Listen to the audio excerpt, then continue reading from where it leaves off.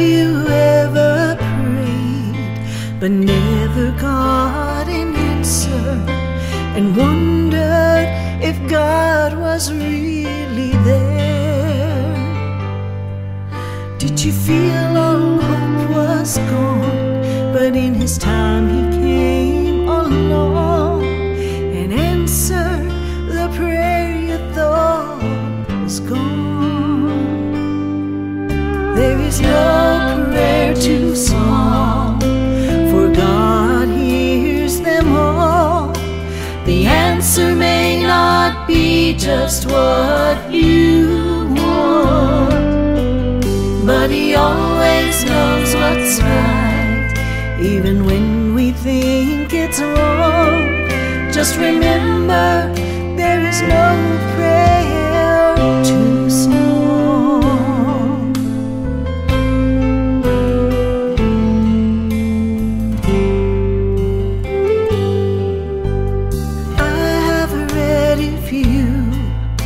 Will ask, you shall receive. No matter what it is, I still believe. There is no prayer too small, and even when we fall, He gives us just exactly what we need. There is no prayer too small, for God hears them all. The answer may not be just what you want, but He always knows what's right, even when we think it's wrong. Just remember, there is no prayer too small. No prayer too small. He always knows what's right. God hears them all. There is no prayer too small.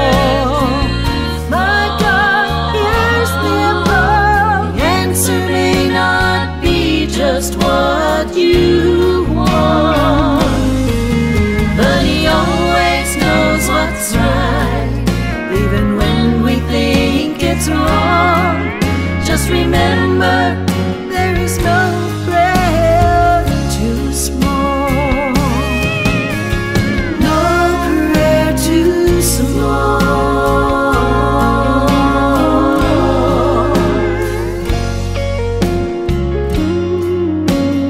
No prayer too small.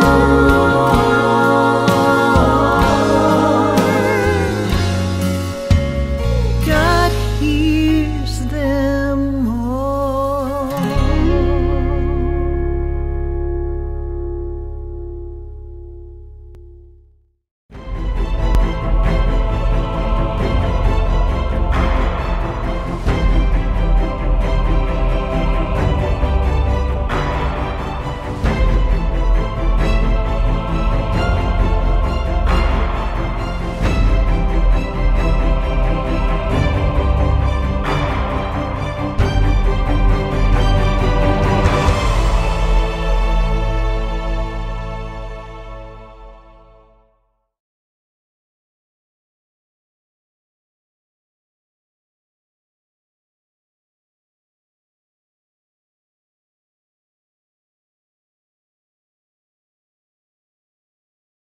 Hello, my name is Ralf Friedrichs. I'm an addiction recovery coach and a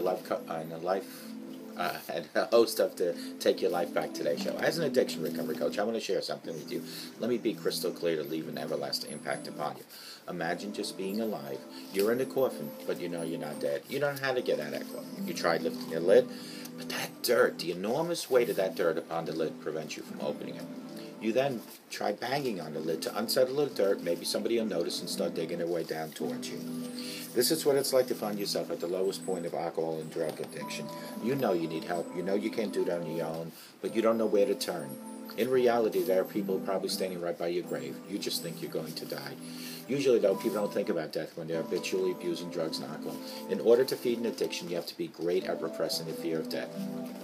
I often ask you, my audience, did it ever cross your mind while you're abusing drugs and alcohol that maybe, just maybe, you might overdose and take something away that was given to you by the Lord Jesus called life?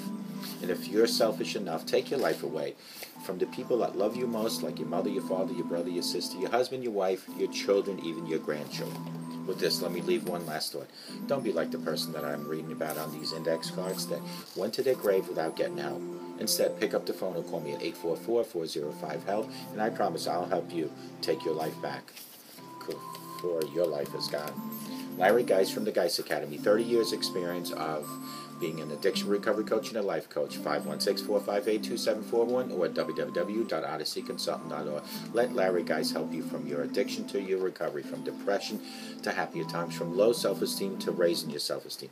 Larry Geis from the Geis Academy, 516-458-2741. Do not forget, tonight when you take your slippers off, don't put them by the edge of your bed. Put them under your bed. Stick them way under. When you wake up in the morning and God allows you to see the beautiful streams and waterfalls, drop to your knees to retrieve those slippers.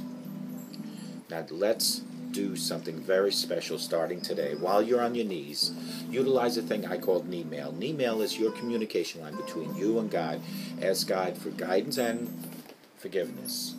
Ask God for mercy and direction. Thank God for having a home, food, clothing. Let today be the first day of your new life between you and God, and utilize knee mail. Your communication from your lips to God's ears each and every day. And the best time to do it is in the morning when you drop to your knees to retrieve those slippers. Repeatedly do the same pattern and you will see results in your life. Now stand straight up, put those slippers on, and walk with God 24/7. Knee mail. Folks, I want to talk about 5 ways to dramatically improve your communication without even saying a word. You don't even have to speak to get your point across. It's not what you say, but it's how you say it. Yes, it's a cliche, but the expression is right on target, especially when it comes to communicating face-to-face with colleagues or friends. The truth is, our nonverbal language speaks louder than any words possible. In fact, gestures and body language account for over 93% of our meaning and our messages, while talking makes up the rest of the 7%. So it's very important how you use body language. That's why you need to make sure that your verbal and nonverbal messages correspond. If you don't, you will send mixed messages. The key to enhancing these silent communication skills is to become more conscious about what your nonverbal language is saying. Here are 5 ways to communicate more effectively without even saying one word. Lean forward. Imagine a colleague speaking to you and you're not entirely interested in what he or she has to say. Well, you probably wouldn't do anything as overtly as negative as staring out the window or crossing your arms. It's easy to send nonverbal cues that you're not paying full attention. That's why you need to concentrate on your body language to signal that you are engaged. Directly face the person. Slant your body forward. Nod your head to show an agreement. Look ahead. Eye contact helps you connect with people. It's also a great way to take someone's pulse. He or she is interested, bored, tired, or confused should be some of the signs. Of course, effective eye contact doesn't mean staring. Periodically shift your gaze away, rolling your eyes. Most people feel uncomfortable maintaining constant eye contact for an extended period of time. Number 3 is walk the talk. Choose gestures that complement your words and enhance the meaning of your message. For instance, if you're enthusiastic about something you are communicating to your co-worker or group, show your positive energy by leaning forward. Likewise, if you want to stress the important point, raise your arms and use hand gestures for emphasis. At first, your gestures may seem awkward or rehearsed. However, once you make conscious nonverbal communication a habit, your gestures will feel more spontaneous and natural.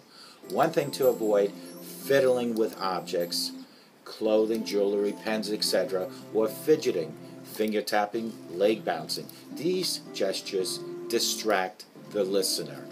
Number 4 is make a face.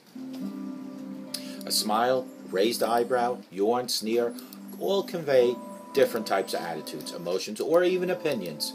To build credibility with others, your face should always show interest and attention, and your expression should be consistent with your message. Don't try to fake it. People can tell when your facial expression is very insincere. And number 5 is give voice. And I'm losing mine. Vocal cues, rate, pitch, and volume can have a dramatic impact on how your message is interpreted. Consider the following examples. Speak in monotone, and you sound bored and uninterested. Speak with too much variety, and you come off dramatic and phony. Talk too quickly, and people will think you're trying to pull a fast one on them. Talk too slowly, and you seem uncertain of your message or show lack of regard for your audience time. If you speak too loudly, you sound bossy or domineering. Too softly, and you come across as self-conscious or timid. While there's no right style, your vocal cues should match the message you're trying to send the audience, type, and the nature of occasions that you're trying to speak to. For instance, if you want to emphasize a key point, slow down your rate and increase your volume. If you want to communicate sadness, lower your pitch and volume. These are 5 ways to speak without using any words. Your sign language and body language are the most important. If I sat here doing this video and I sat here going like this, yeah, we're going to talk about something, would you still watch me? Or if I look into the camera or the teleprompter behind me, I need to read up and down. For an example, if you ever notice Donald Trump when he speaks from a teleprompter, he has 3 of them. Left, straight, right. He'll talk like this. In today's weather, here in Mexico, is very hot. Now, that is artificial reading or speaking. But when he speaks to you naturally, he usually fumbles and stumbles, but it's natural. The same way with me. When I speak to you right now, I don't roll my eyes up and down for my teleprompter. Body language is the most important. I'm not speaking to you like this, because that shows disrespect to you. Use your body language to communicate better. Remember the statistics. 97% of messages between you and I is through body language. 3% is through the mouth. And may God bless you.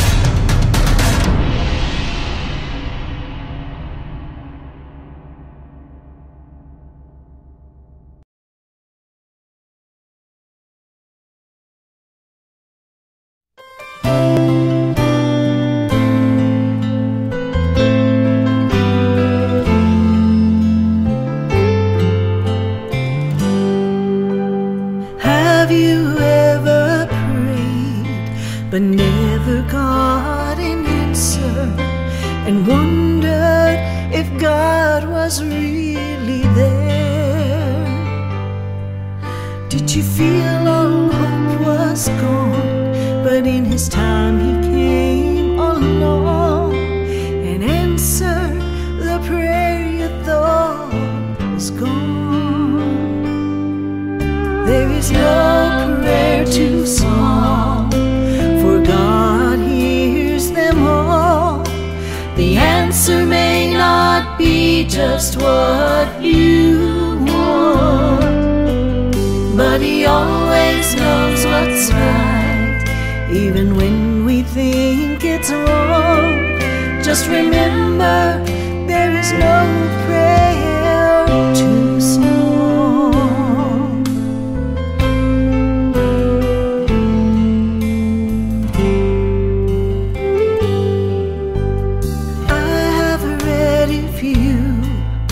Will ask, you shall receive.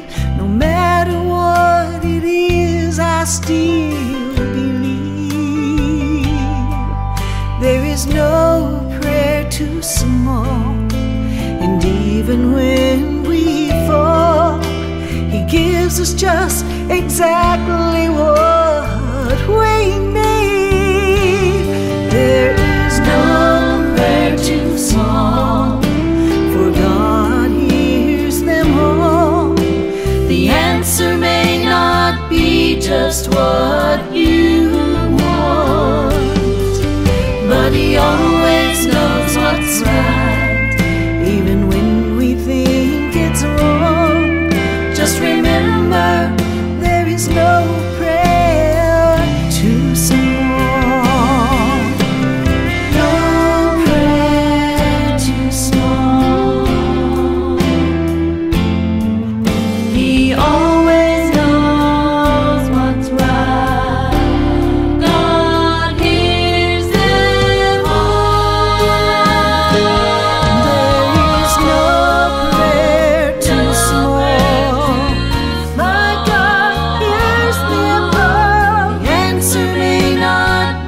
Just what you want, but He always knows what's right, even when we think it's wrong. Just remember, there is no